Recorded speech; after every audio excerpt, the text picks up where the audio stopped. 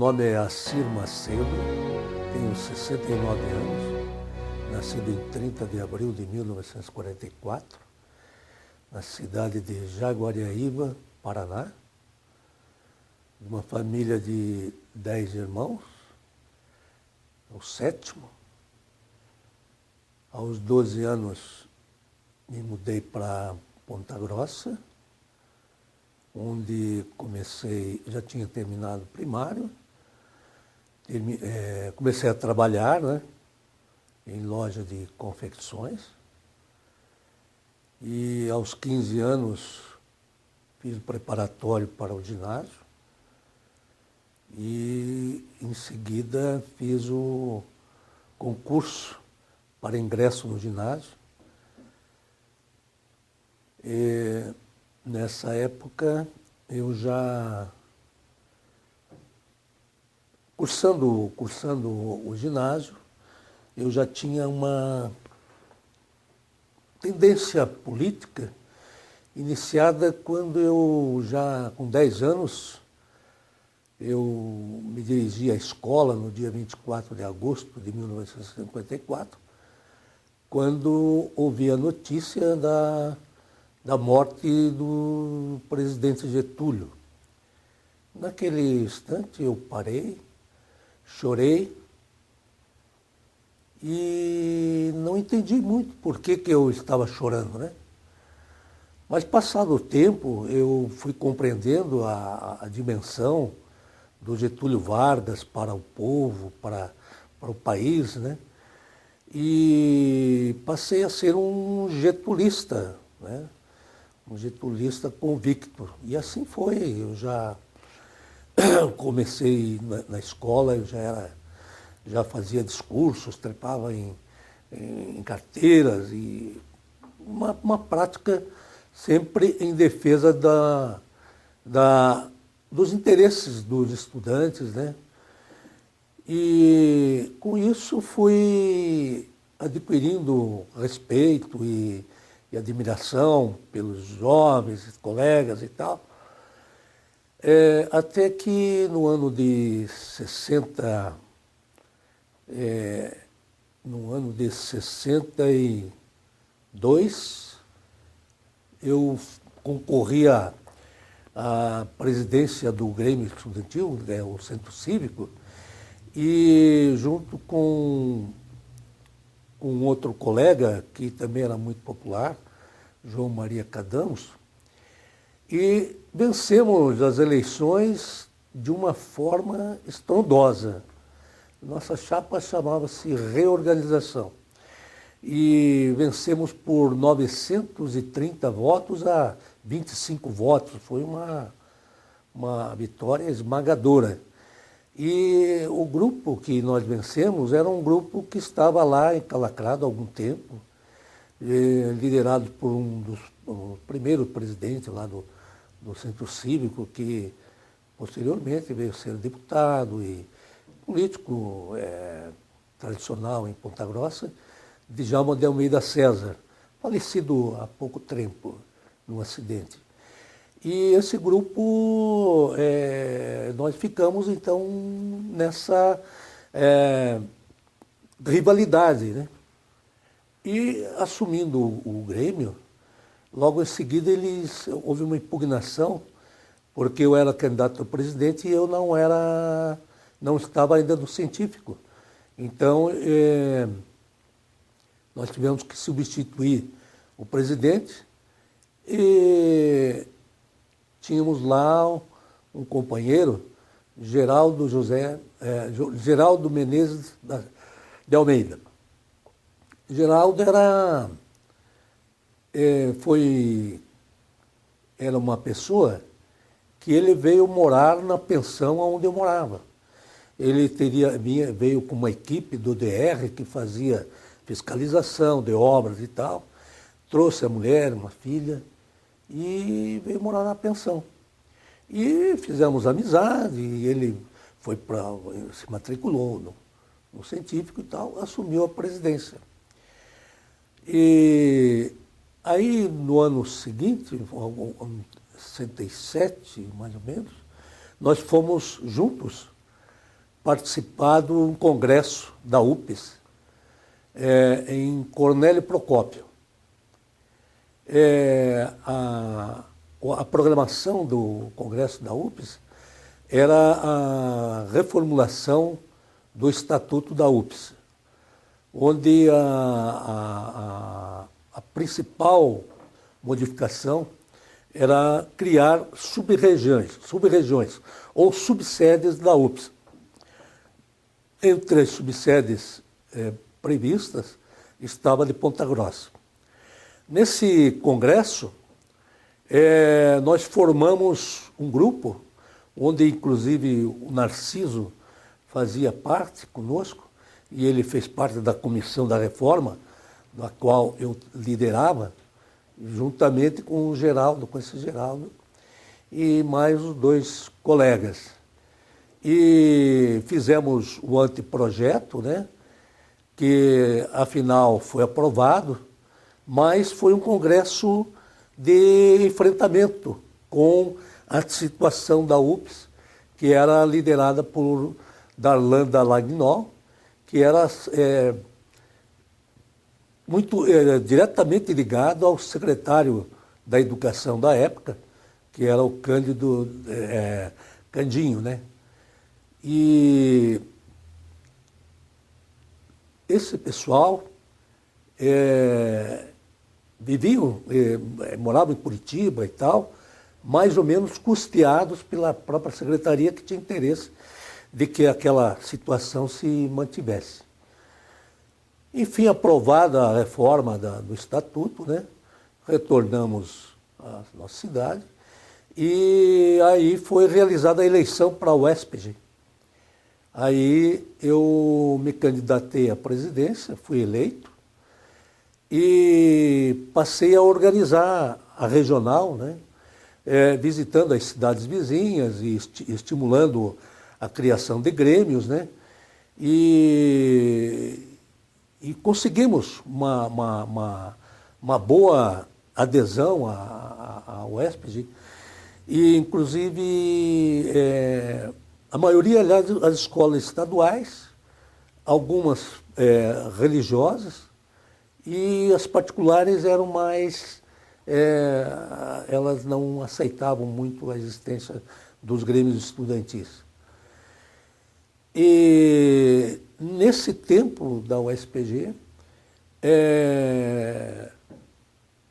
houve um incremento na rejeição ao projeto MEC-USAID, que pretendia uma introdução no Brasil da política estudantil, escolar americana.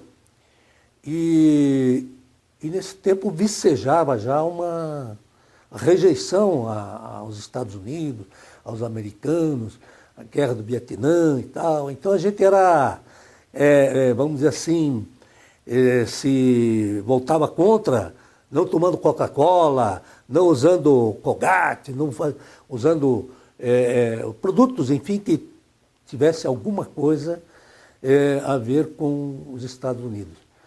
E esses eram os motes das nossas reuniões, das nossas assembleias, sempre nesse sentido. Aí veio 68, né, e eu aí deixei a UESPG e comecei a fazer o cursinho para ingresso na faculdade, mas fui me envolvendo em assembleias e manifestações que se realizavam em Curitiba, geralmente, com a própria USP, a UP, né, que era a União dos Estudantes Universitários, né, mas solitário, porque Ponta Grossa era uma cidade, além de tradicionalista, as pessoas tinham medo de se pronunciar, de se envolver. Mesmo os grêmios estudantis, quando a gente trazia à baila alguma coisa, vamos dizer assim, relacionada ao governo militar, alguma coisa, as pessoas ficavam mudas e na próxima reunião já não apareciam.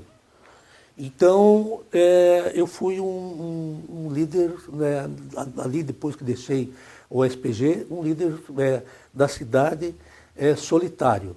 Tinha algumas pessoas com quem me relacionava, que eram de tendências do PCB, não tinham filiação, mas eram simpatizantes, e eu me reunia com essas pessoas, mas as pessoas eram muito de falar, mas tinham receio de tomar qualquer atitude. Então, em 68, nós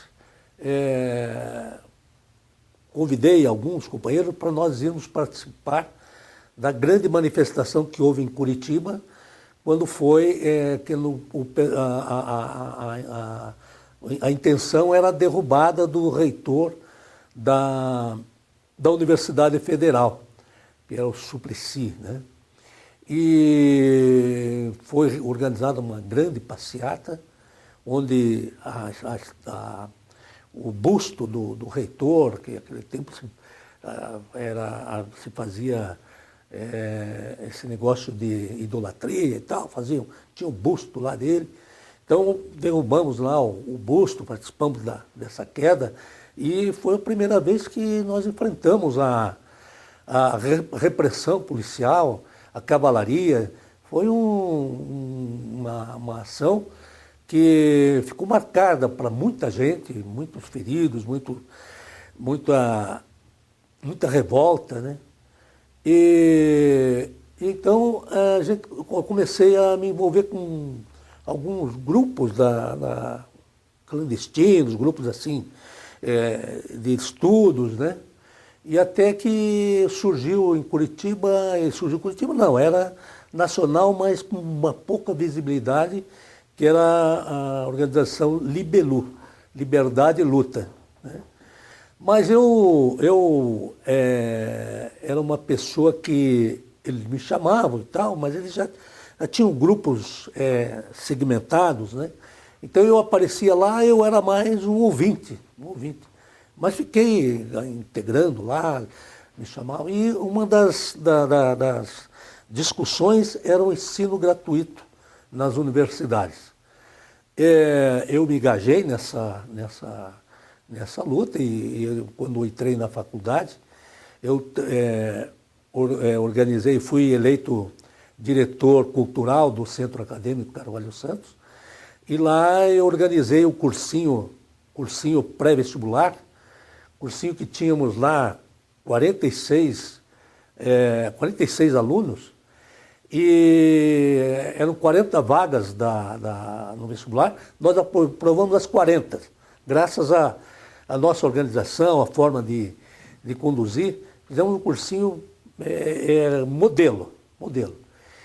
E lá, às vezes, quando tocávamos no assunto político, né, também encontrávamos muita dificuldade, porque o público-alvo no cursinho eram pessoas já muitas resolvidas, muito empregadas, com a situação, com a vida encaminhada, não tinham interesse em aderir a uma luta. Nesse interregno, em 66, 67, por aí, nós, com esse grupo simpatizante do PCB, nós organizamos um grupo, umas 5 pessoas, e pretendíamos ir para a Bolívia para se integrar ao Che Guevara na luta, na guerrilha da Bolívia. Organizamos clandestinamente esse grupo, até roubamos um jipe para fazer a viagem, já traçamos um caminho, mas não tínhamos, além da minha experiência, que eu fui de todos, eu era o único que tinha servido ao Exército, mas nós íamos, de qualquer forma, nos integrar. Mas, de saída, começamos a viagem, quando começamos a chegar a Jaguariúna, passar em direção a Londrina, para irmos para o Mato Grosso, né? Começou a tremedeira, um já foi ficando, acabamos não efetivando a viagem, né? E logo em seguida o Che foi assassinado, né? Foi capturado e assassinado. E aquela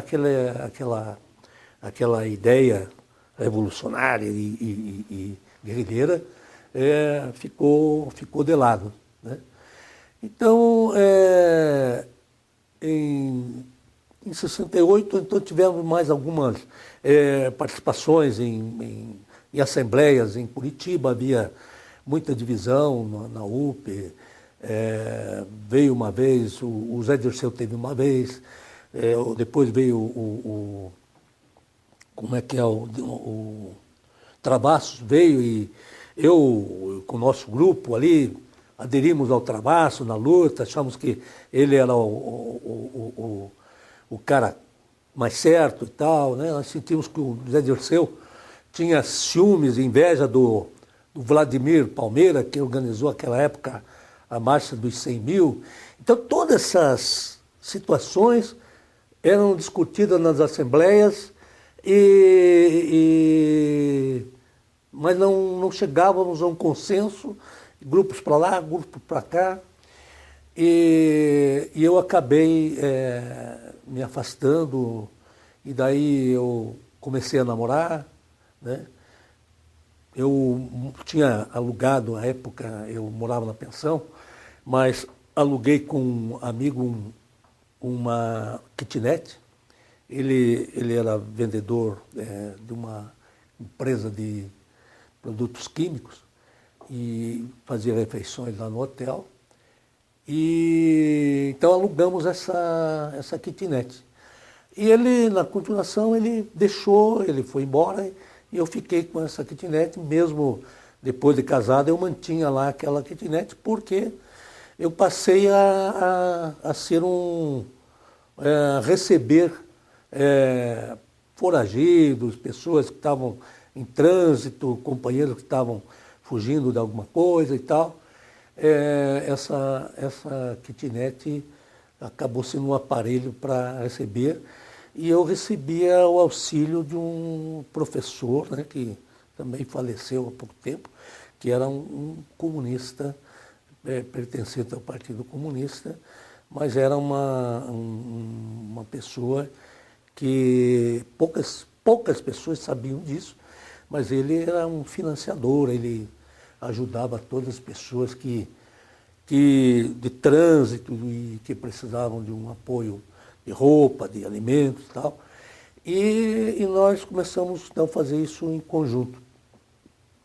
E o fato desse aparelho, ele era situado estrategicamente no prédio que tinha o cinema na parte de baixo. Era uma subida, o cinema aqui no plano e as kitnets. Essa kitnet tinha o número 22.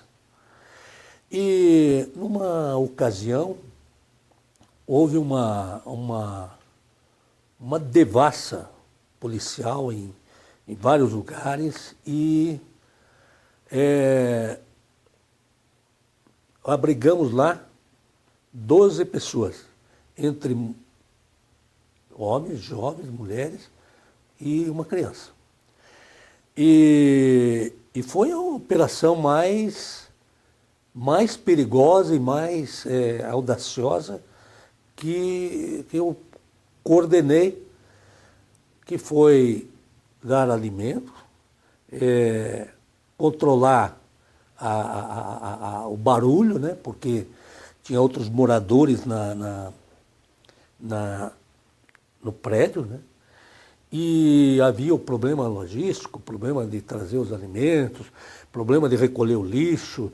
Era uma promiscuidade, foi uma promiscuidade fenomenal. Mas o pessoal conseguiu se manter ali invisível quase, né? Porque tinha um morador do lado que ele ele era gay e reunia lá amigos, fazia festas e tal. E nesses dias que faziam festas, eu conhecia o pessoal, né, vizinhos, de vez em quando eu aparecia lá e tal. Então, a coisa ficou disfarçada. E depois a operação para desovar essas pessoas, né? Era feita quando as sessões do cinema, que terminavam, não eram todos os dias que tinha sessão, então terminava às 10 horas, mais ou menos. Então combinava a hora da saída do cinema, que tinha gente que saía para lá, para cá, então eu ia soltando as pessoas, e até que ficou só um casal com a filha. Todos jovens, assim. E esse casal ficou lá mais um tempo, né? Então, por isso eu adoto no meu e-mail, né, a CIR 1222, que para mim não esquecer desse episódio e dessa sala que foi um marco assim na minha atividade. Aí, depois disso, passaram mais algumas pessoas e eu tinha o cuidado de não anotar nome, não perguntar nome, porque a maioria vinha, não dizia o nome, não tinha nome verdadeiro, né? E a minha relação acabava sendo uma relação de chegar lá, colocá-los, né, para recebê-los, e a pessoa de contato era esse professor, que ele, com outras ligações, dava o local, a hora e tal, era tudo muito cuidado, porque ele era um professor de realce na universidade e tal. E então isso foi até um ano e pouco depois de casado que mantive esta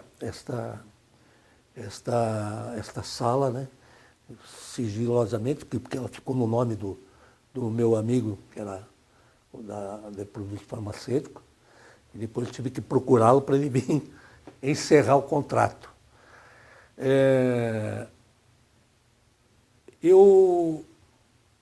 A minha surpresa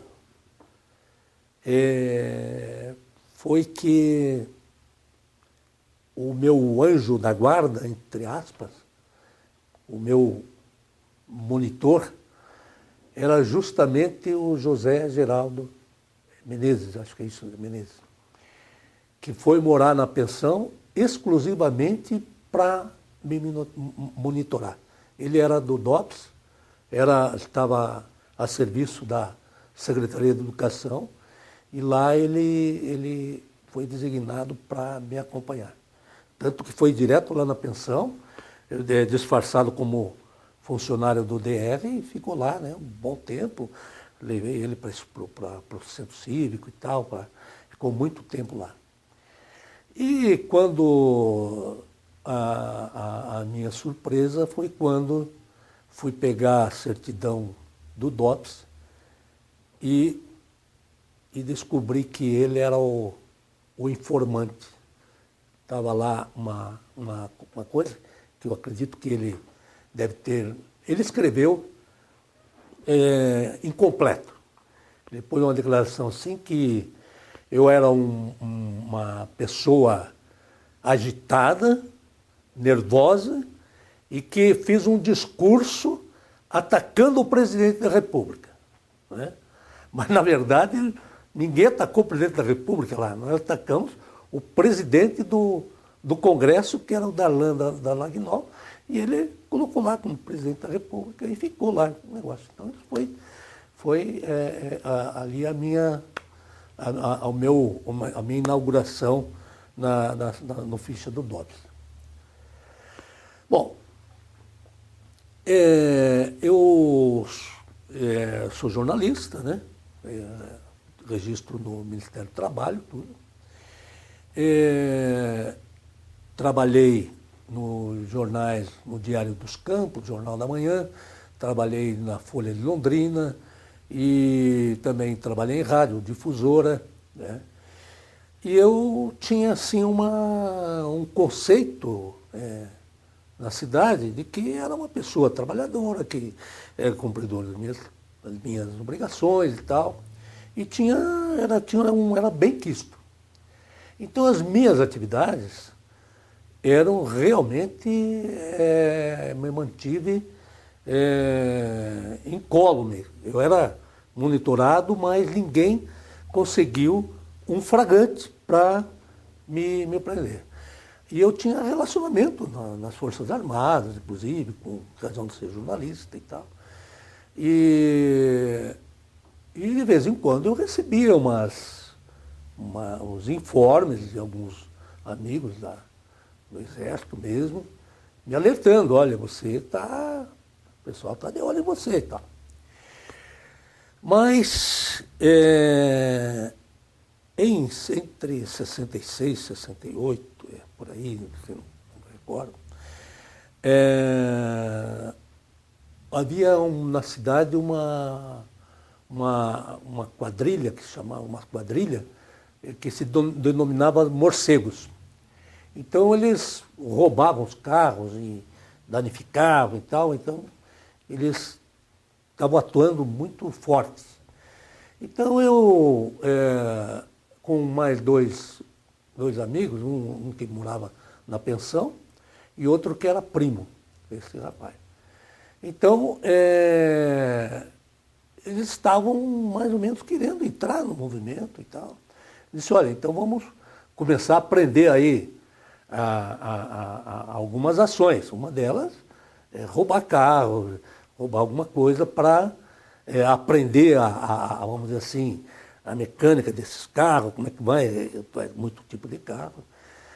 E começamos a fazer alguns roubos, assim.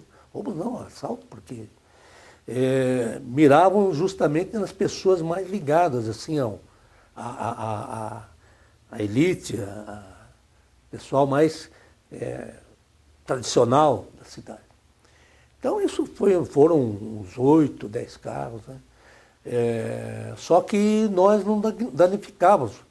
Pegávamos o carro, fazíamos isso de madrugada à noite, alta hora da noite, usávamos o carro, cada um dirigia um pouco, aprendia e tal, e depois abandonávamos em algum lugar.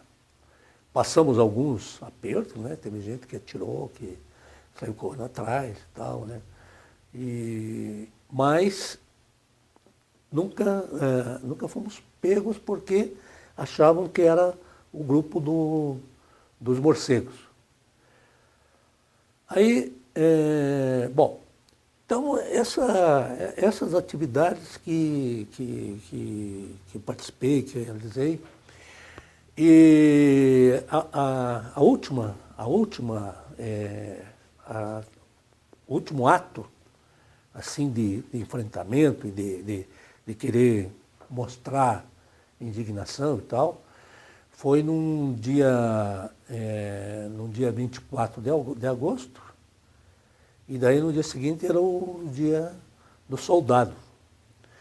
Então eu já estava na faculdade de Direito esse tempo, convidei um colega lá que não tinha nada a ver, era filho de dono de hotel, de revendedor de pneus e tal, então um cara bem de vida e tal.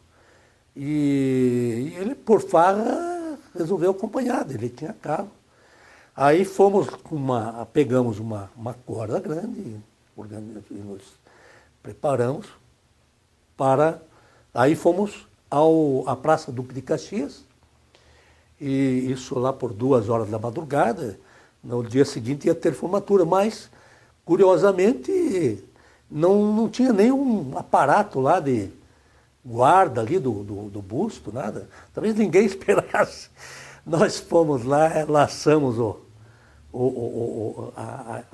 busto de Duque de Caxias e com o carro puxamos e derrubamos o busto ali.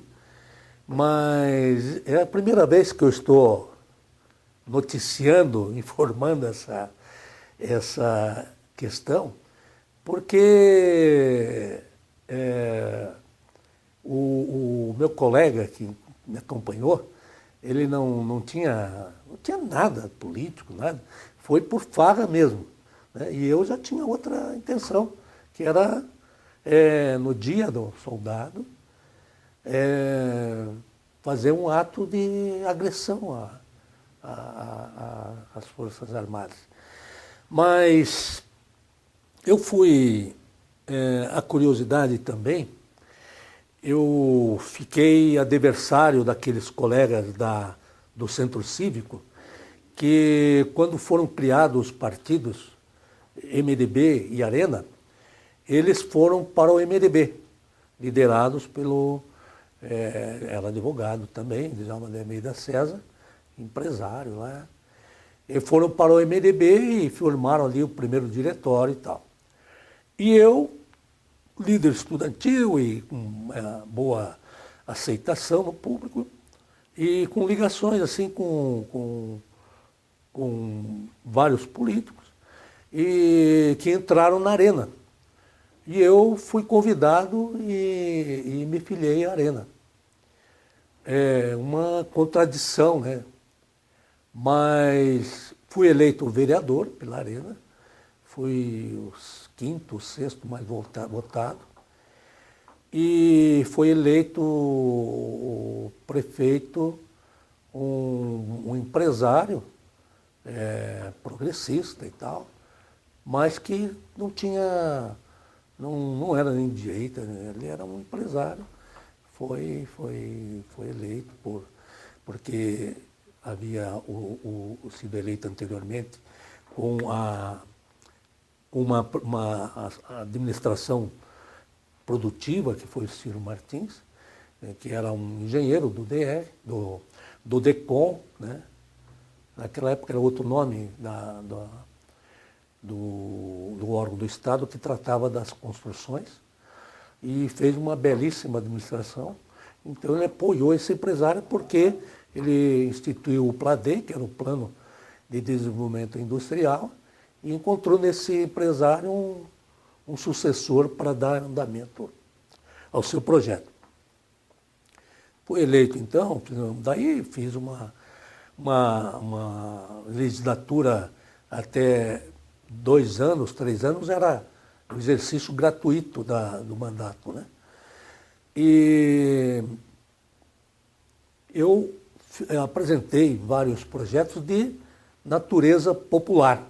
Alguns foram rejeitados porque a pessoal, a boca pequena, me chamavam de comunista, né? Então, mas eu estava lá, fui fazendo as coisas e debatendo os assuntos de forma, e mais me aliando a alguns colegas que eram até ligados ao MDB, mais progressistas. E aí terminei esse mandato e não consegui a reeleição. Nesse tempo eu ingressei como assessor de imprensa do reitor da universidade, em 1970, mais ou menos, eu entrei lá. E depois dessa derrota, né, mudou o reitor, eu fui nomeado chefe de gabinete, e aí passei esses 4 anos sem mandato. Daí comecei a trabalhar, fiquei trabalhando só de 74, quando também havia me formado em Direito. Trabalhar só na universidade, e tinha uma coluna no Jornal da Manhã, que era Bastidores. E nessa coluna, de vez em quando, eu fazia algumas menções entre linhas sobre o regime e tal, e tinha um colega que de vez em quando me substituía e também fazia algumas menções. Aí fomos, numa determinada ocasião, chamados ao quartel para dar explicações ao comandante, que tinha sido, nas entrelinhas, citado. E ele então diz: olha, hoje eu amanheci de bom humor, não vou não vou fazer nada com os senhores. Mas a próxima vez, vocês vão cantar aqui durante 12 horas o hino nacional. Vão ficar aqui, vão cantar o hino nacional para os senhores aprenderem um pouco da pátria, né? Coisa assim, mais ou menos isso. Então, foi uma única vez que chamaram lá para esse tipo de sanção. Aí, em 82, eu já ainda continuava na Arena, ainda não havia ocorrido mudança, fui eleito outra vez vereador. E nessa oportunidade eu passei nós perdemos a eleição para prefeito, que era o Ciro Martins, era candidato outra vez, e passei a fazer oposição ao novo prefeito. E, passado um tempo, foram criados partidos. Bom, em 88 já tinha outros partidos. Assim, não era Arena mais, era PDS. E aí, um ano depois, eu acabei me filiando ao PDT. E aí incrementei a minha oposição ao prefeito, porque também com projetos que não agradavam e era combatido, e então virei a oposição. O projeto que mais foi bombardeado, eu estava elaborando um projeto, que é um projeto para possibilitar às pessoas que moravam nas favelas, aquelas que tomaram pedacinhos de terra e tal, a serem,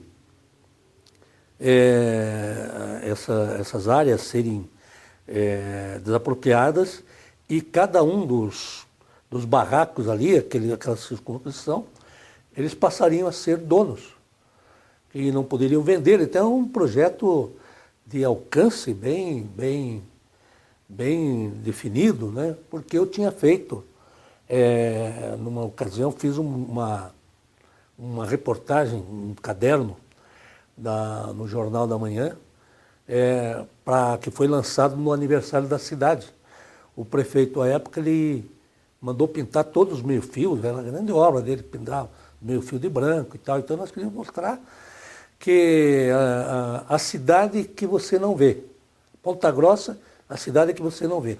Então eu fui contratado para fazer esse trabalho, percorri todas as favelas, né, entrevistas e tal. Foi um caderno de 12 páginas, então, com fotografias, com tudo, mostrando a realidade da cidade naquele período. E aí eu concluí que o morador da favela, que sempre é dito como bandido, como marginal, sim, marginal, mas a grande maioria trabalhadora.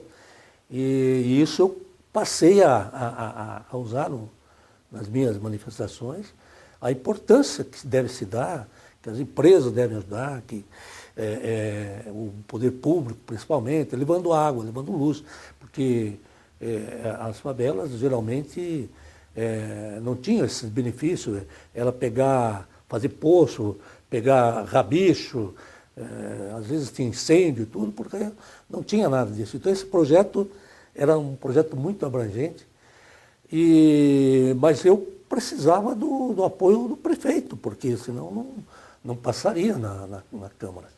E eu era adversário, então eu convidei mais uns 2 vereadores para assinar o projeto, mas eles pegaram cópia, né? Vamos estudar e tal, e levaram para o prefeito. Aí ali morreu o projeto, porque ele sabia que não ia passar e não ia ter um sucesso, né? E com isso, eu passei a ter uma outra postura, né?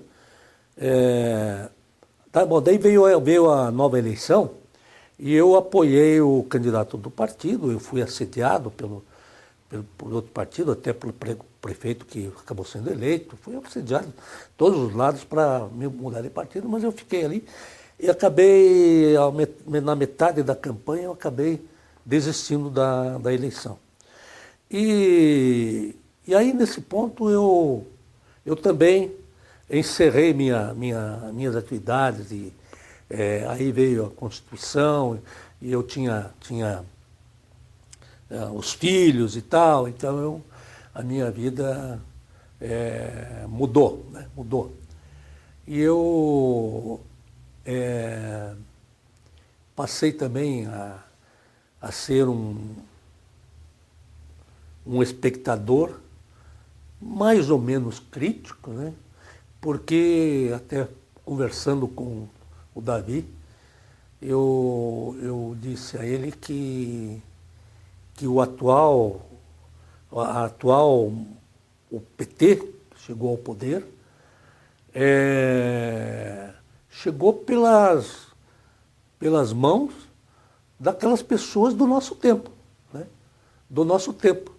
Só que muitos de nós fomos ficando pelo caminho, mudando a nossa visão e tal, e eles assumiram o poder e, em grande parte, fazendo aquilo que era o objeto das nossas lutas, né? Porque, principalmente o atendimento ao social, muito embora hoje a gente vê que isso, em grande parte, são projetos eleitoreiros, mas é o caminho para a inclusão daqueles menos assistidos, aqueles sofridos, principalmente os nordestinos, né?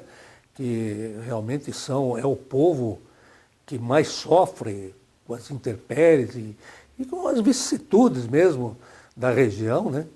Então, só que a gente não tirou, não participa, né?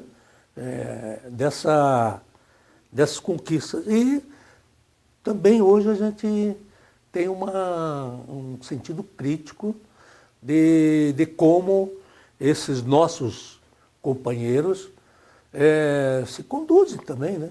O aparelhamento do Estado, a forma, às vezes, menos republicana de ser.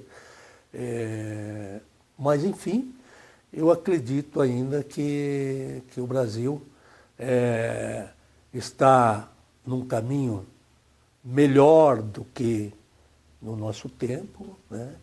Nós somos ainda do tempo de ir para a escola descalço, amassando geada, e eu muito cedo trabalhando, carregando peso, fazendo serviços braçais, com muito orgulho, porque serviram para a consolidação do meu caráter, da minha personalidade, da minha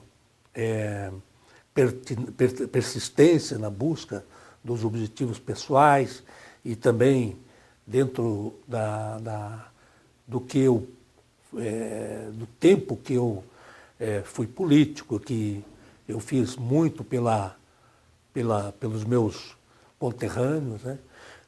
Quando restabeleceram o salário dos vereadores, todo o dinheiro que eu recebi como vereador, eu destinei a bolsas de estudo, a ajudar pessoas que precisavam. Não usei nem um tostão em meu benefício próprio. Isso por convicção, porque entendia e entendo que ser vereador, ser político, é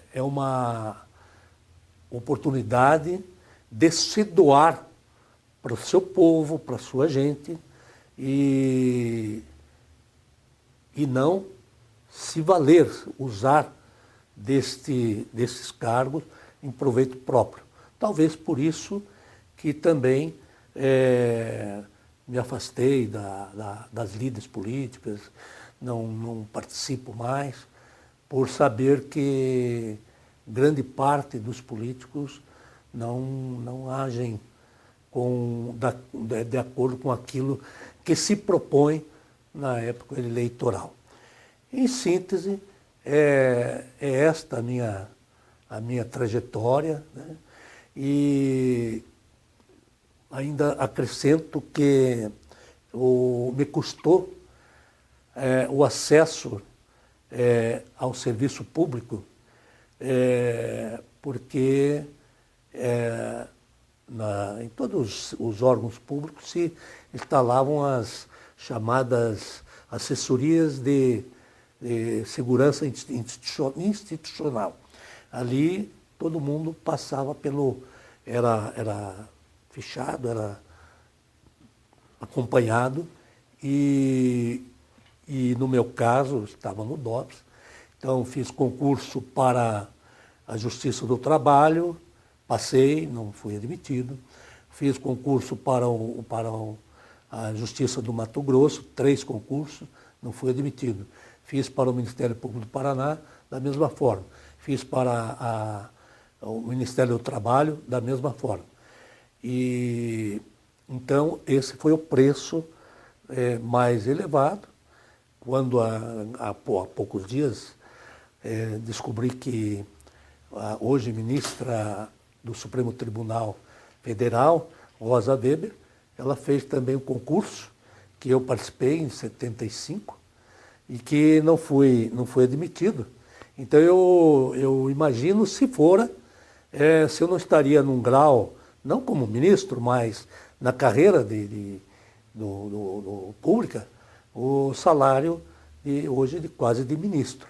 Então isso é um prejuízo considerável, mas que eu não tenho nenhum arrependimento de tudo. Saí ileso, não fui preso, não fui torturado, apenas vigiado. Mas isso também dá uma sensação de insegurança, você sabendo que seus passos estão vigiados, você tomar cuidados para não cair em flagrante. Isso tudo foi muito sofrido, porque minhas atuações, geralmente, eu trabalhava de dia, estudava à noite, e de madrugada eu fazia as atividades políticas de confronto com o regime e em ação com os companheiros que muitos eu nem nome sei, né? Eu recebi na kitnet pessoas que já foram assassinadas, pessoas que morreram e pessoas que tiveram que mudar para o interior e depois não vi mais, não sei, notícias. Então, tudo isso, hoje, passados praticamente 50 anos, né? E eu fui soldado no dia 30 de março de 64, eu era soldado. E lá eu sofri uma restrição, porque no dia 2 ou 3, nós fomos convocados para tomar a estação ferroviária, e o comandante, quando reuniu a tropa, pediu para que aqueles que eram contrários e tal, que se manifestassem, ficariam no quartel, não seriam punidos, mas que tivessem a coragem de se manifestar. E eu, nesse tempo, eu estava cursando o clássico, e eu já assim, com a minha posição contrária ao golpe, não disse nada. Fomos para a estação ferroviária, e eu era cabo do Exército. E à noite, nós acampados na estação, e eu estava no colchão, no acampamento, estava deitado próximo ao vagão, onde foram feitos alguns prisioneiros, dois sargentos, um que tinha vindo do Rio Grande do Sul, porque ele era simpatizante do Brizola, e o outro porque ele era comunista e acabou. Mas quando estavam interrogando esse sargento mais idoso, já quase em fim de carreira, eu ouvi a forma como os comandantes se dirigiam, e eu até armei o mosquetão e eu ia iniciar ali um tiroteio, porque fiquei revoltado com aquela atitude. Aí um colega que estava junto comigo ali, um amigo lá de Telêmaco Borba, me segurou e disse: puta, não faça isso, você está louco e tal. E essa atitude vazou e chegou ao comandante. E nós, passados alguns dias, voltamos ao quartel e o comandante me chamou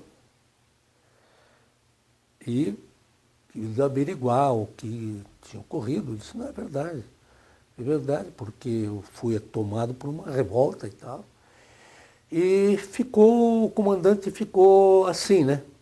Não conseguiu ver em mim um inimigo. Mas disse que, não, eu revoltei, porque uma pessoa de idade, humilde ali, e a forma, chamaram, ofenderam a mãe, ofenderam o cidadão, ele chorou ali, se mijou todo, né? E isso foi a minha revolta. Então ficou aquela coisa assim. Mas aí eu voltou à normalidade, as ações do Exército, tomando jornais, tomando órgãos lá e prendendo gente fugindo. E eu então fiquei mais ou menos sob observação. Aí eu comecei retomando as aulas, aí foi designado um colega lá para me acompanhar. Ele tinha que ir comigo e voltar comigo ao quartel. Aí, como aquela coisa ficou assim e tal, mas eu me deram uma missão de prova, que fui comandar um pelotão para ficar sediado no aeroporto, né, para verificar todos os voos, não poucos, né, mas voos de passageiros que vinham, na busca de fugitivos, né, Brizola, Goulart, o ministro Amaury Silva, essas pessoas que estavam na lista. Então nós íamos lá. E aí passou e tal. Aí terminou o nosso tempo. Antes de dar baixa, houve o Cardim, que era da Brigada Gaúcha, se insurgiu no Rio Grande e veio lá para Foz do Iguaçu. Então foi organizada uma companhia do 13RI para ir para combater e prender o Cardim e o seu grupo. E aí eu fui consultado se queria prorrogar a baixa, né? Mas daí eu não aceitei. E aí dei baixa e tal. Aí foi um amigo meu, foi para lá. E daí nessa ocasião morreu lá um sargento, né, e tal. E sempre ficava essa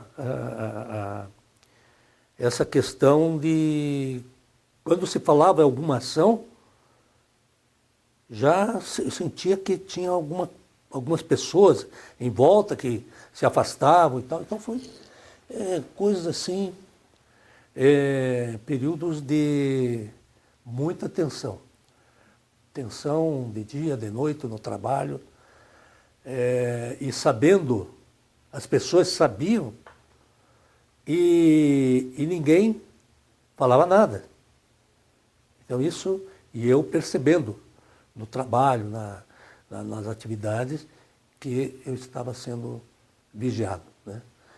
Então foram essas feridas, essas coisas que permaneceram, mas que de forma alguma influenciaram na minha conduta de cidadão, né? Tenho uma vida reta, sem...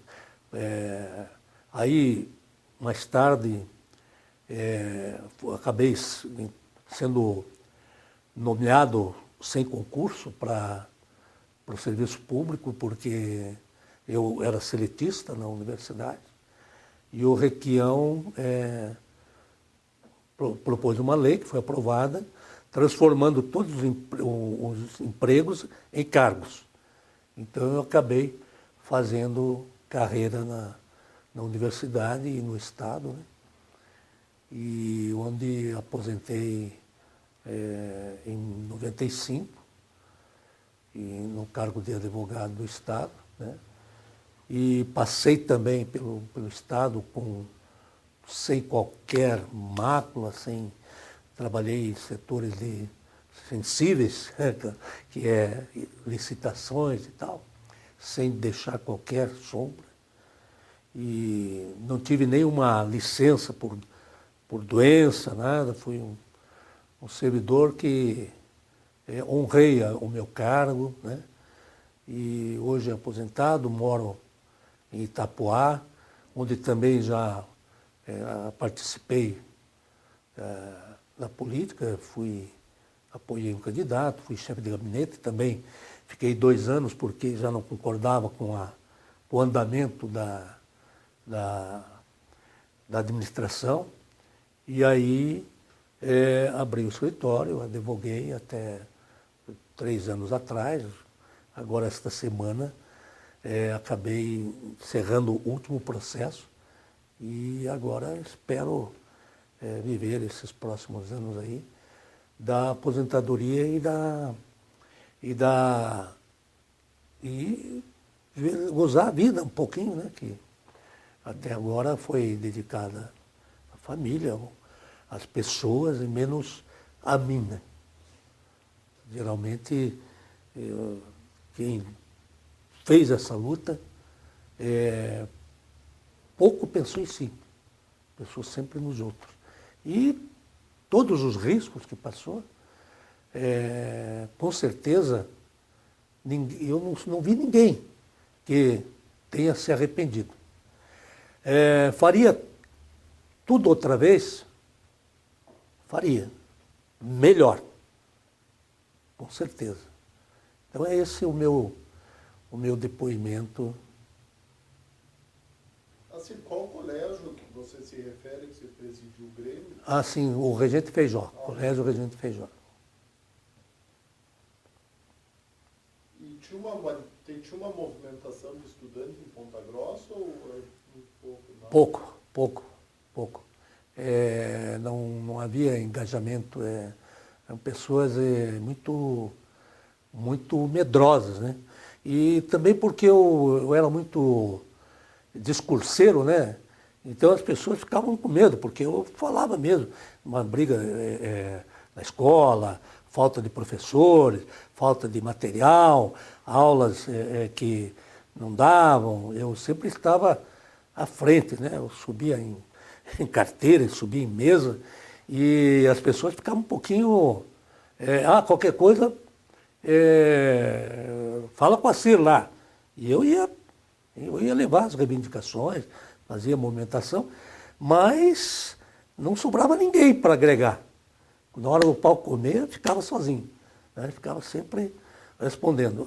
Uma passagem, que foi isso na Faculdade de Direito, que eu... Onde você fez a faculdade? Também em Ponta Grossa, né? Ponta Grossa. Nós tínhamos um professor de Direito Constitucional, depois ficamos amigos, depois na continuação, e ele era um professor muito duro, ele não dava abertura e tal, e fizemos uma greve contra o professor, queríamos tirá-lo da sala de aula. E essa greve perdurou por 40 dias, mais ou menos. Então, nós assistimos à aula do professor, havia o pessoal reunindo e tal. Até que formaram um grupo que foi conversar com o professor, foi conversar com a direção da escola e tal. Fizeram um acordo com o professor. Voltava às aulas, e eu não seria aprovado. Então eu fui, minha cabeça foi moeda de troca para acabar a greve. E de fato eu fui reprovado na disciplina e tive que fazer, no ano seguinte, fazer a matéria. Eu tive que dar uma atenção dura, especial naquela matéria, porque eu sabia que ia fazer o exame e que arriscava ser reprovado outra vez.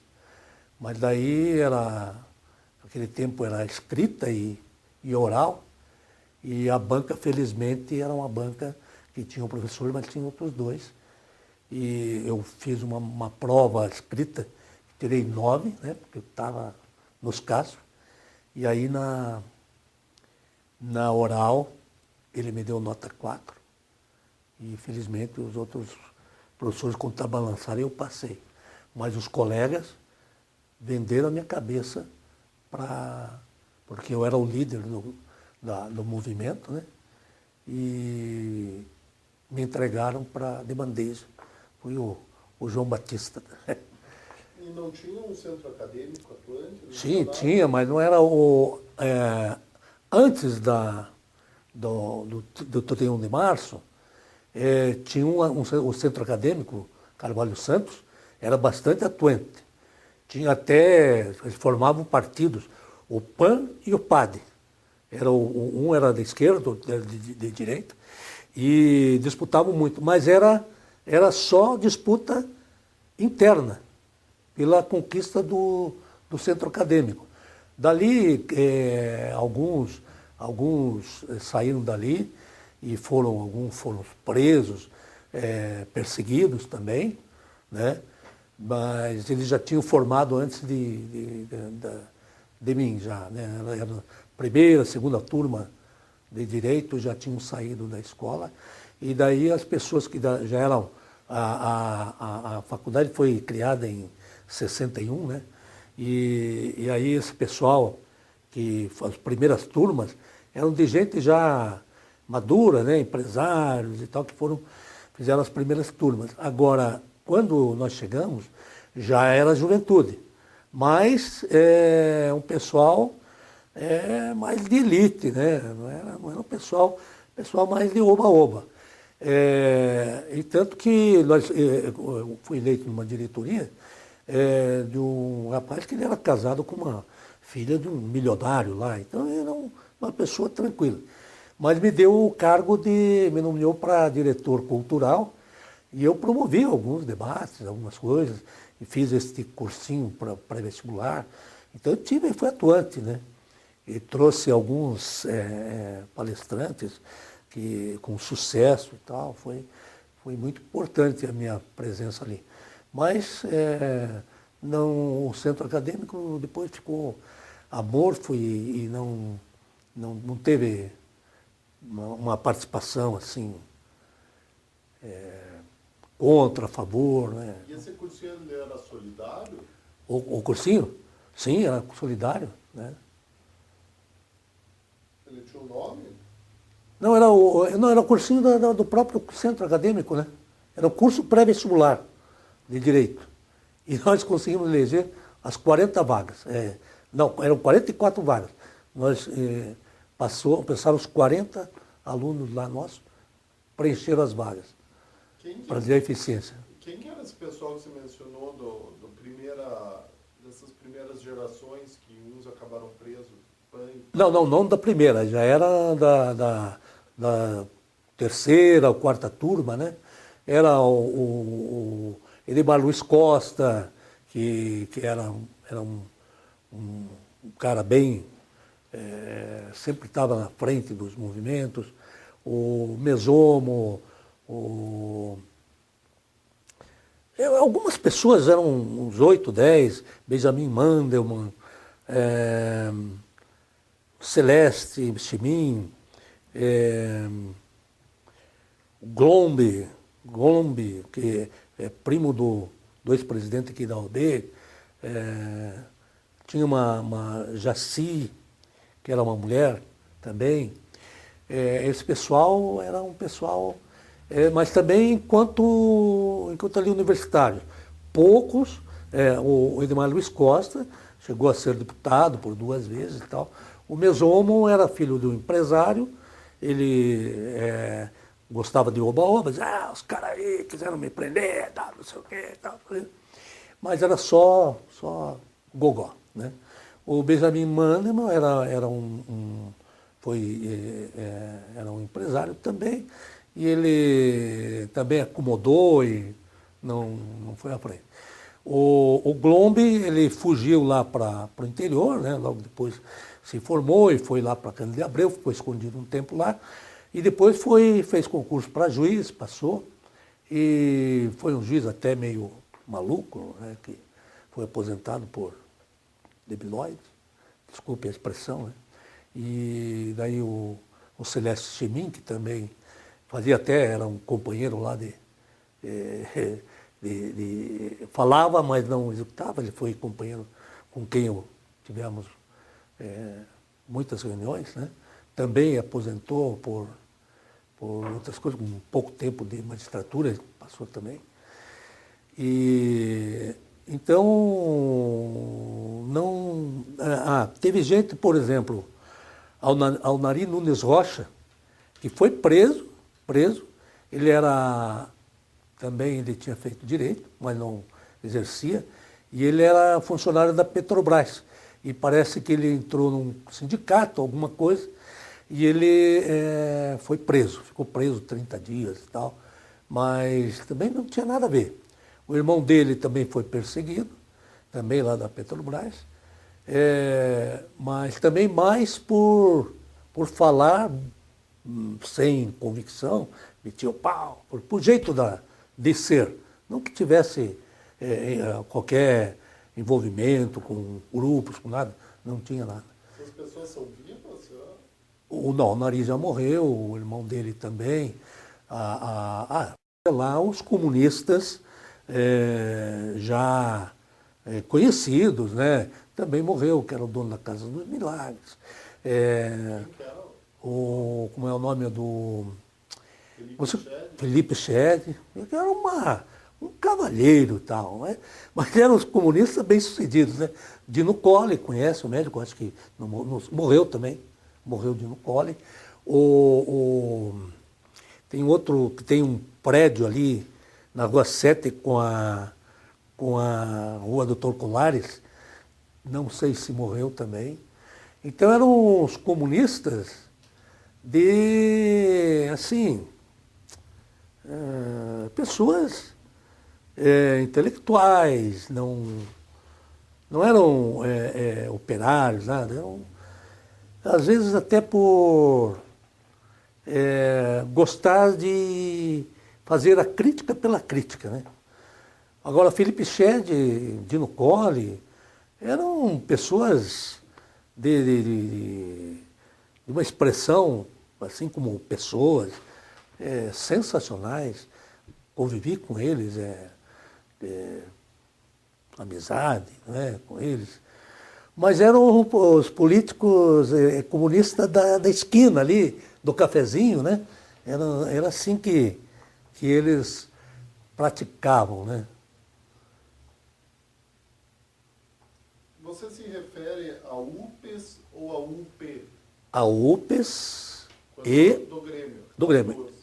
Que a UPES que era a União dos Estudantes Secundários do Paraná. E a UESPG, que era a União dos Estudantes Secundários de Ponta Grossa, com abrangência regional. Que era vinculada à UP. A UPES era a subsede da UPES, né? E a UP era a União dos Estudantes, que, vamos dizer, eu ainda não estava ainda na faculdade, mas eu mantinha reuniões lá que eu me encontrava com o pessoal nacional, estadual. Eu era isolado, era um solitário. Eu ia sair para... Você participava da UP, então? Não, da UPES eu participava, né? Da UPES, da USP. Mas na UP eu ia lá participar das reuniões. Não era ainda universitário. Né? Entendi. Não era universitário. Mas ajudava ali? Sim, eu ia lá. Não, eu tinha... tinha ali... Quem que era os Zanetti, Estênio Salles Jacó, essa turma aí? É aquela pessoal ali que tinha... como é que era Poxa, agora sim. Você sabe onde que era a sede da UP ali? Então, a gente ia lá... Tinha muitos grupos também na UP. Na UP tinha gente até de direita lá que ia para o pau. Nas assembleias, ia para o pau, né? Então, um grupo da pesada mesmo, esses com quem eu mantinha relação, ela recebia material, sempre estava... E eu recebia tanto material e se eu estivesse distribuindo, eu estava ferrado. Porque eu era o único a entregar o material, já ia me dedurar. Né? E lá na universidade mesmo, por exemplo, tinha um militar, que era da Polícia Militar, e que eles tinham lá um grupo que se chamavam, parece que, Lanceiros do Rei, uma coisa assim. Lanceiros da Pátria, uma coisa assim. E aí esse pessoal era constituído de empresários, militares e tal. Então, esse militar, José da Silva Ribeiro, era o cara que me levava as informações. Olha, o Ciro está aprontando lá, falou isso, falou aquilo. E eu ficava sabendo porque eu também tinha outras relações, mesmo com militares, né? Então eu sabia que estava. Então eu era um cara que não me prendiam, não me ameaçavam, mas eu estava sob controle. Se eu viajava, para onde eu ia, todos sabiam o que eu estava fazendo.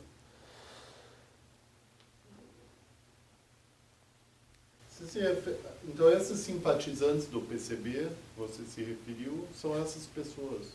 Mas esses mas eles não ajudaram nada. Ou são outros? Não, era um professor, né? Quem até que é Armando Aguiar já faleceu, você talvez deva ter conhecido lá. Ele era professor de geografia lá da universidade, decano. Mas uma pessoa que não tinha nem fora de qualquer suspeita, né? Então nós nos comunicávamos, mantínhamos, além da amizade, essa relação que ele tinha contatos em Curitiba, em São Paulo. Então as pessoas passavam por lá, mandavam gente que tinha que tirar de um lugar, vinha para lá, passavam lá, e eu era o operador ali dessas passagens desse pessoal que acomodei lá na kitnet, né? Mas ele também recebia alguma ajuda para financiar isso, né? Assim, quem que essa turma foi de Egito com você? Sim, aí era um pessoal que gostava de discutir, né? Falar sobre política, falar contra o governo e tal. Então era o Dirceu Schait, era conhecido, chamado comunista e tal, o José Chimin, o Celeste Chimin, um outro rapaz que esse chamado Bigode, o dele era Bigode, não lembro o nome. Então nós éramos 5. E daí saímos, começamos a viagem até. Então, cada um levando a sua.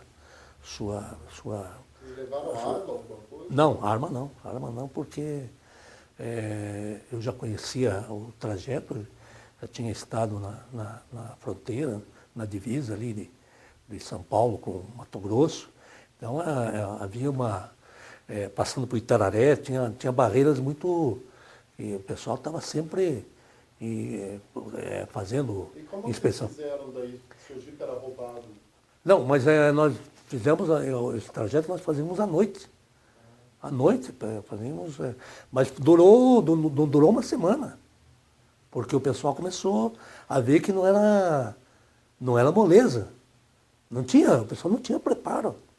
Né? E aí os teóricos, né? Scheidt. Agora como é que eu vou fazer com o meu trabalho, né? Aí o José Chemin, ele era sempre. A gente apresentava um roteiro, ele já começava a achar dificuldades e tal, né? E então a coisa foi, nós chegamos, não fomos muito longe, não. Chegamos ali nós fomos ali por Jaguariúna, pegando ali o Norte Velho e tal. Aí chegamos lá numa chácara lá dos conhecidos lá, que ficaram, receberam a gente lá. E ali resolvemos voltar. E daí, quando voltamos, tinha sido morto. Aí, puta, sorte, não fomos. Mas era uma aventura, assim, porra louca, né? Porra louca. Que não tinha como dar certo, né? O pessoal é o seguinte, o Zé Chemin e o Dirceu, eles eram atletas. Eles saíam da cidade, iam até o Rio Verde, voltavam, eles caminhavam todo, então eles estavam até preparados para esse tipo de coisa, mas no resto eles não tinham noção nenhuma. E essa história de grupo de carros, eu não entendi. Ah, sim, esse eu morava na pensão. Aqui em Curitiba? Não, em Ponta Grossa. E tinha lá o Roberto Marcato e o Donato, que era filho de um sargento. E aí a gente se reunia de noite e tal, e aí resolvemos começar esse treinamento e tal, vamos aprender aqui. E aí começamos a fazer esses roubos de carro. Mas né? qual que era o objetivo? O objetivo era mais, vamos dizer, causar impacto. Sair na imprensa que roubaram o carro de fulano, que é fulano e tal, mas misturado ali com os morcegos, né? Se você perguntar lá, os morcegos, né? Que eram o Zucchi, o Denis Ribas, como é que é, Periquito, uma coisa assim. Eram uns 5 ou 6, né? Que ficaram famosos lá, eles eram... Por quê? Não, mas aquilo era só vandalismo, né? Pegavam 2 carros, faziam racha, quebravam carro e tal. Era só para... Mas da juventude. Juventude. Sem conotação política. Não, nós sim, agora eles não. Vocês tinham? Sim, nós queríamos causar impacto, né? O carro lá do fulano de tal, que é amigo de fulano de tal, né? Que fala bem na Revolução. Então, era esse tipo de objetivo. Né? Vocês deixavam bilhete? Não fazíamos nada. Por isso que eles... Mas a mídia identificava? Não, é porque dizia de quem que tinha sido furtado. E os caras ficavam lá. Como é quem que roubou, quem que não roubou, porque os morcegos deixavam a sua marca. Nós não deixávamos. Mas nós tínhamos os alvos que queríamos atingir. Né? Era essa burguesia. Isso. Isso em que ano foi? Isso foi 65, 66, mais ou menos nessa época. Né?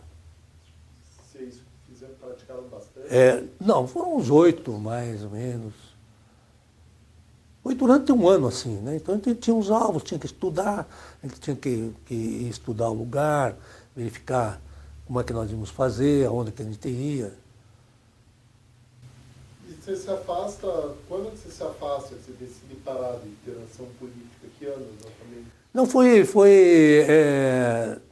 depois que eu fui eleito vereador, aí eu já tinha em 72, daí veio, logo em seguida, em 74, nasceu minha filha, depois nasceu meu filho, aí eu só fiz duas campanhas, 3 campanhas de vereador, né? E aí me afastei do pessoal, porque até 74 eu mantive lá aquela kitnet, né? 74. Foi aí nesse ano que nasceu minha filha. Depois de 74 já não tinha mais tanto fluxo? Não, aí a situação já estava... aliás, já se começava a pensar em transição e tal, né? E já muita gente já havia dispersado, né? Muita gente presa, morta, essas coisas todas. Quantos grupos já tinham sido desbaratados, né? Entende? E o medo, claro, o medo era terrível, né? Ninguém queria... Em Ponta Grossa, hoje fazem 18 anos que saí de lá, mas acredito que continua a mesma cabeça, é um pessoal conservador, né? E qualquer pessoa que saísse do normal já era facilmente identificado e cortado daqui ou dali, né? E essa só a Libelu? Sim. Deixa, eu posso falar. Que ano foi essa? Não, a Libelu foi em 60... 60? Não, 64, 65 também, 63 por aí. 65, 66. Mas a Libelu, então, aconteceu o seguinte, vou te contar, é o seguinte, houve um congresso em Guarapuava e eu eu recebi o pessoal lá na kitnet, o grupo da Libelu. Eram umas 4 pessoas, 2 meninas muito ativas e mais dois rapazes.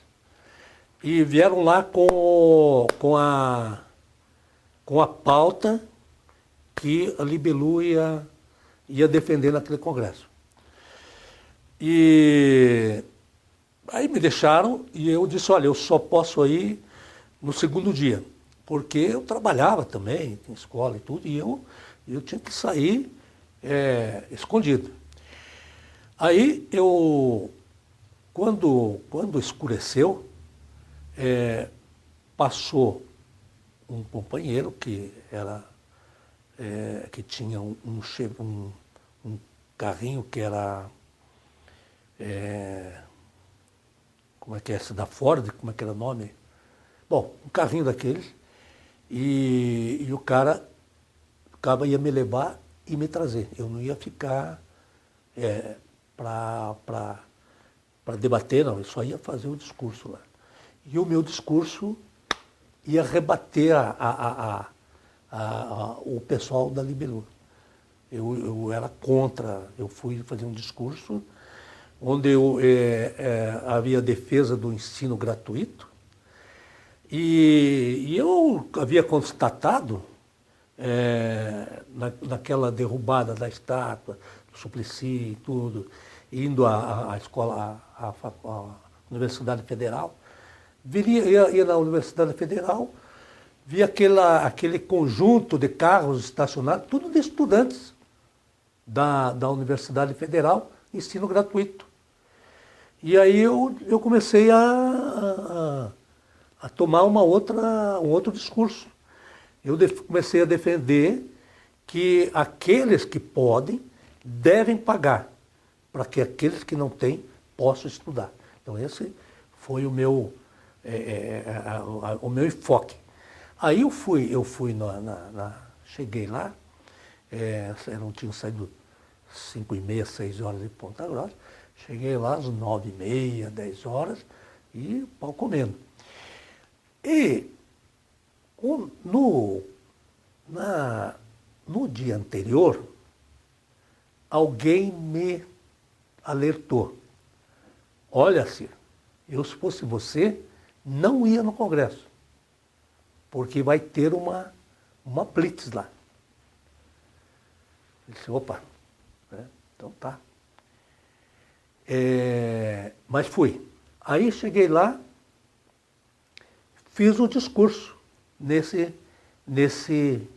enfoque e criticando algumas atitudes e tal. Terminei o discurso,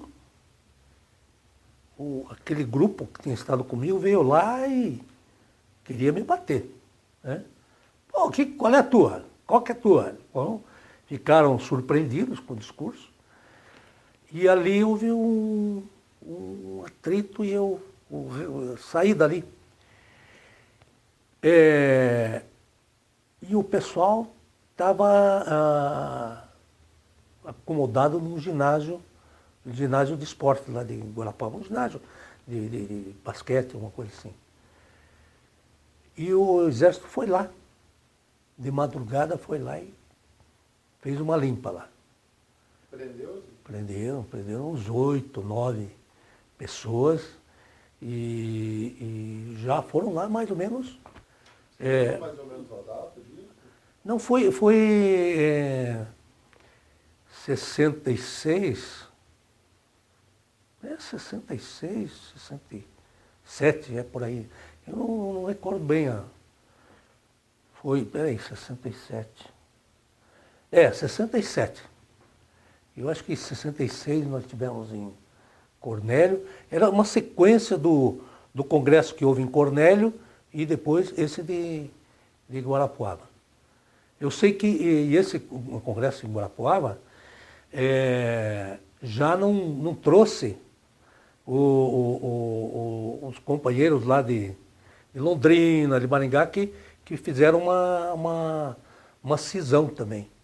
Aí tinha um pessoal, que era um rapaz que era de Guarapuava, e tinha um outro que era de Pato Branco, que eram duas lideranças que estavam substituindo o Darlan, queriam assumir a UPS, e eram dessas regiões.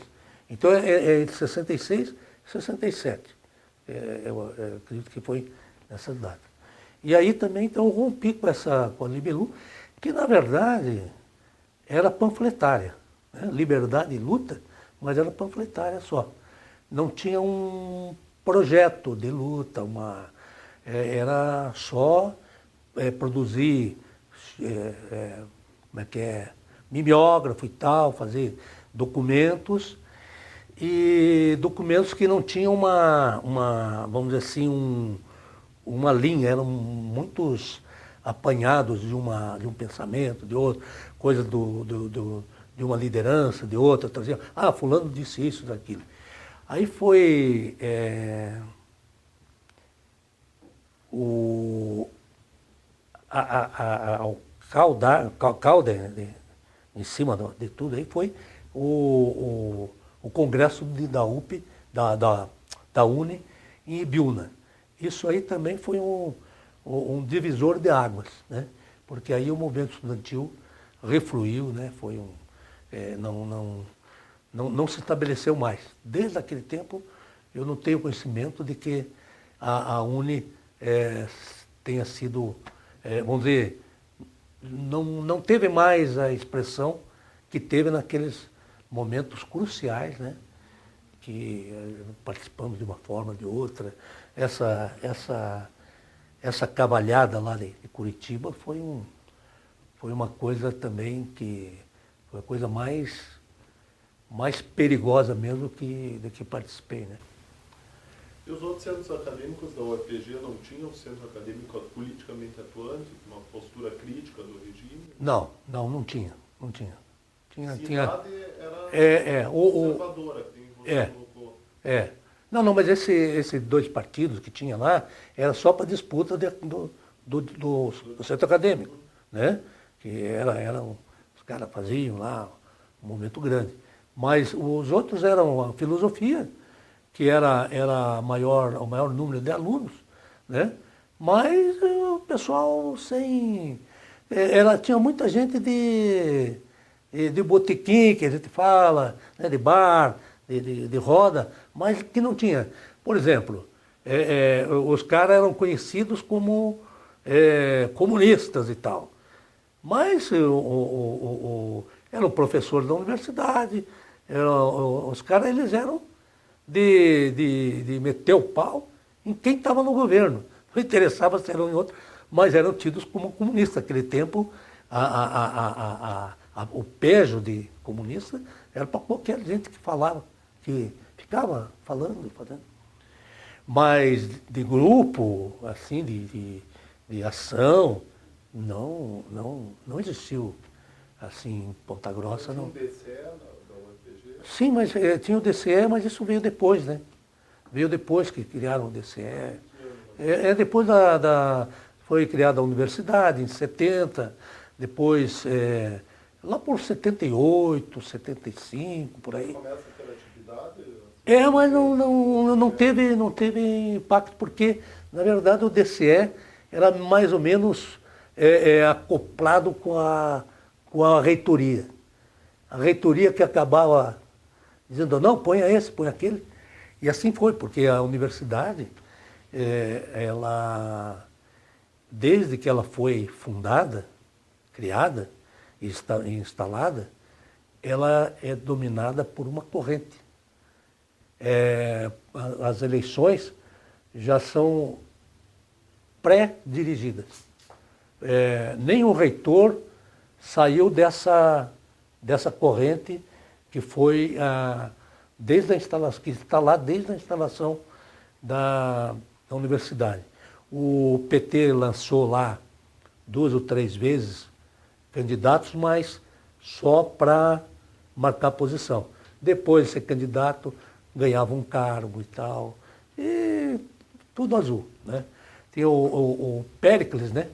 O Péricles o deputado, ele é representante desse grupo, né?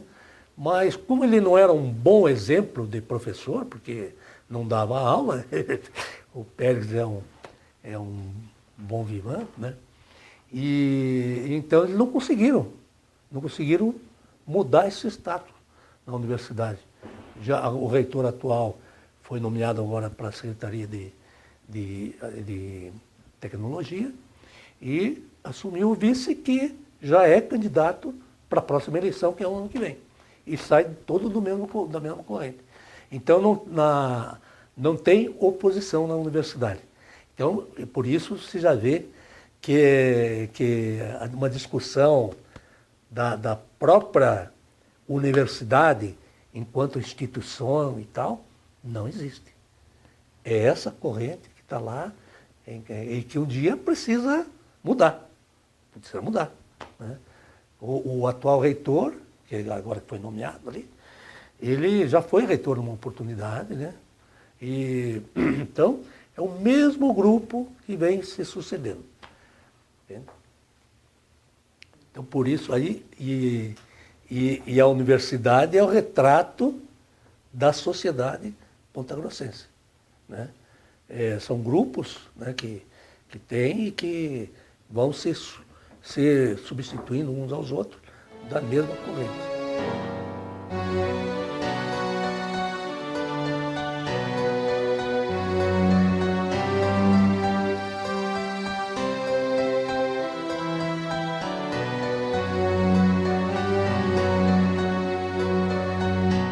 Ouça bem esta canção, ela fala pra você. Ela fala de um tempo que ninguém pode esquecer, de um tempo em que alguns homens impuseram a tirania, muitos outros responderam com a sua rebeldia. Os tiranos implantaram longa noite de terror, Tentaram calar a todos, provocando muita dor.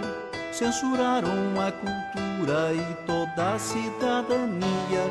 Calaram toda a voz, promovendo a vilania.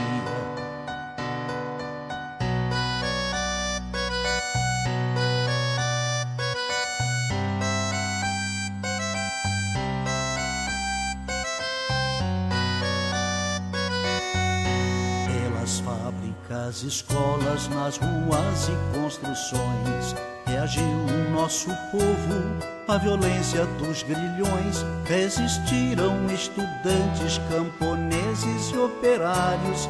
Foram homens e mulheres a enfrentar os sanguinários. 3 reis, Zé e Désio, Seixas, Isis, Marighella entregaram suas vidas pra vida ficar mais bela. Muitos outros foram mortos por lutar contra a opressão, ou desaparecidos, ou no exílio ou na prisão.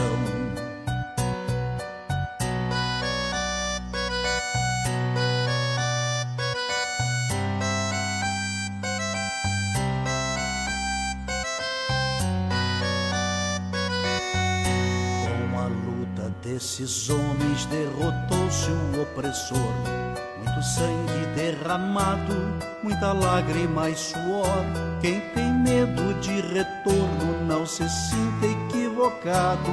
O terror que foi um dia poderá voltar dobrado.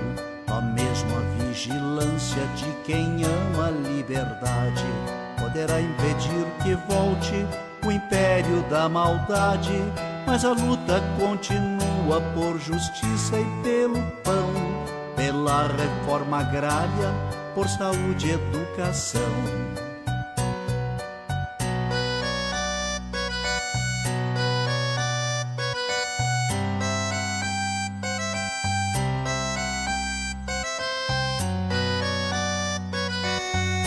A miséria ainda se espalha, a violência é assassina. Juventude sem futuro, a história nos ensina. Só unido nosso povo vencerá a exclusão. Um homem tendo por outro sentimento de união. O recado já está dado pro vizinho e seu irmão. Quando a luta cai, o outro estende a mão. Não se cale quem tem fome, quem tem sede de ternura, pois a vida favorece a quem luta com bravura.